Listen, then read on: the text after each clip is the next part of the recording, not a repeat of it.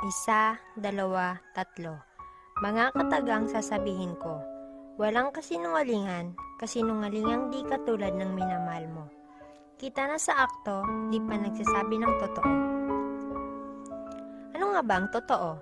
Na pinanganak tayong pantay-pantay? Ngunit teka lang, huwag kang magbulag-bulagan. Katulad ng ginagawa mo sa relasyon niyong ikaw lang ang may nararamdaman.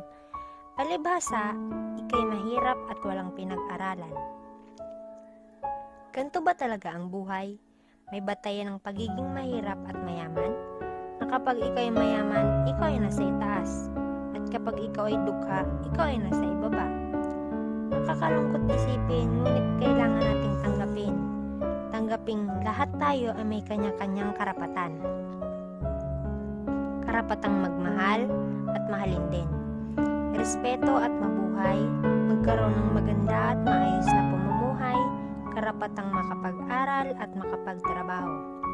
Maging masaya at maipagtanggol ang sarili sa anumang uri ng pang-aapi. Anak ka man ng mayaman o karaniwang tao lamang. Karaniwang tao na biniyayaan ng talino. Gamitin sa wasto, hindi sa panlilinglang, panghusga, pang-aabus at panloloko sa kapwa-tao. Lahat tayo ay may karapatan, pero huwag sana sa maling pamamaraan, dahil ito ay may kaakibat na kaparusahan. Tiyak ang karapatan ay makakamtan, maging ng tao, hayop, o halaman man. Lahat tayo nilikha na may kanya-kanyang tungkuling ginagampanan. Kaya nais kong sabihin na dapat pag-iisip ating palawagin. Dahil ito ang isa sa paraan upang lahat ay malaya. Walang hinakit at takot na dinadala. Saan man magpunta, huwag ang siyang puot ang ipakita, kundi pag-ibig ang siyang ipadama.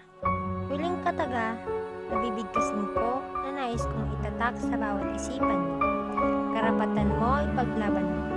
Hindi ang ibang tao ang gagawa para sa iyo.